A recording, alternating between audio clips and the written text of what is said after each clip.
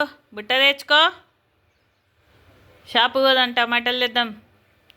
బుట్ట యాడుంది? ఇలా చూస్తాడు చూడు. బుట్ట అంటే చాలు ప్రాణం వచ్చేస్తుంది. ఇంత ప్రాణము. నా కాడ పెట్టావు కదా మమ్మీ, నువ్వు పైన పెట్టేస్తావు బుట్ట. ఇంకేం పని చేయకుండా ఫస్ట్ ఈయన పని కావాలండి మాకు. ఈయనతో మాకు వద్దులే.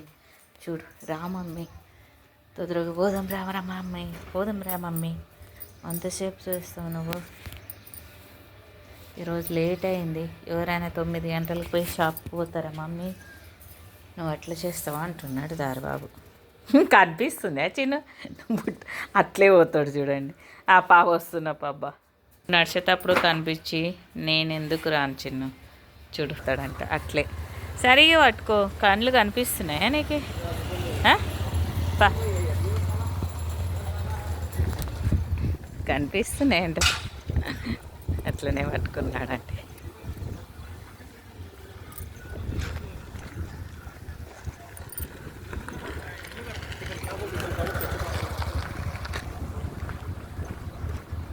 పోతూనే ఉన్నాడు. వస్తున్నాడు చూడు. మమ్మీ రాలేదు, వస్తుందా లేదా అని చూస్తున్నాడు. అర్థం ఎలా తిరిగి చూస్తాడు చూడు. బాగా షాప్ కాడికి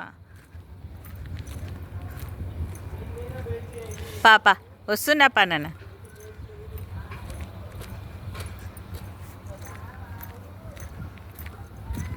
బిస్కెట్ ఇవ్వలేదని చూస్తున్నాడు. వాళ్ళ అన్న గుళ్ళే పోయినాడని పోవాలంట. పో పో, మళ్ళీ మంచిగా పట్టుకొని పో. అన్న పోయినాడు, పో పో, గుళ్ళేకి పో పో పో. మొక్కిరా పో పో. పోనంటే పిలిచిరా. గుళ్ళే పోయి దర్శనం చేసుకొని వస్తాడంటండి తారుబాబు కూడా. మమ్మీ కూడా వస్తుంది అని తిరుగుతుంది. పో తిరిగిరా పో, గుడి చుట్టూ తిరిగిరా పో, ప్రదర్శనలు చేసిరా పో. అన్న చేస్తున్నాడు పో. ప్రదర్శనలు చేయనికే పోతున్నాడు చూడు. వాళ్ళ నెమ్మడ తిరుగుతున్నాడు. చున్నాడని పోతున్నాడు వాళ్ళ అన్న కాడికి. వస్తున్నాడండి దేవుని దర్శనం, ఆంజనేయ స్వామి దర్శనం చేసుకొని వస్తున్నాడు చూడండి. ఎంత ఇష్టంగా తిరుగుతాడంటే అంత ఇష్టంగా తిరుగుతాడు. శివునికి కూడా తిరుగుతాను పోతున్నాడు.